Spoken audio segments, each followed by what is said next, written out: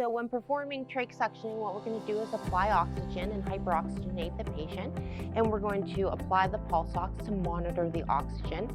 During that time, we're going to have our suction catheter, and we're going to set up our sterile field. So we're going to remove our dirty gloves. We're going to open our suction catheter kit. We're going to open the saline, and then we're going to apply our sterile gloves. Okay? So I'm going to apply my sterile gloves using sterile technique.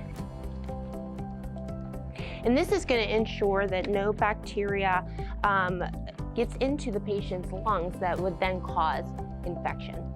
Okay? So next what we're going to do is we have to maintain one sterile hand and one dirty hand then. Okay? So I use my non-dominant hand as my dirty hand. So I'm going to be able to take my sterile hand and take my catheter, which they're still sterile right now.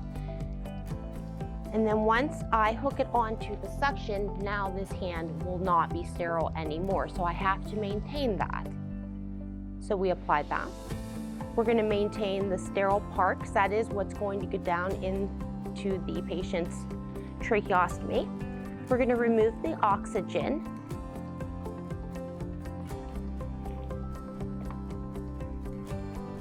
We're going to test it in our saline, which is also going to lubricate it. Okay? And by doing that, we just place our thumb and intermittently put our thumb over the suction.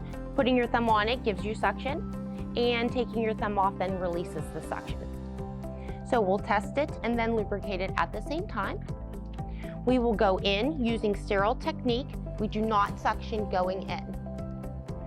Go in until you meet resistance. And then as you come out, you intermittently, that means your thumb up and down on the suction button, and you rotate. You rotate the suction catheter out, still maintaining sterile technique. Okay.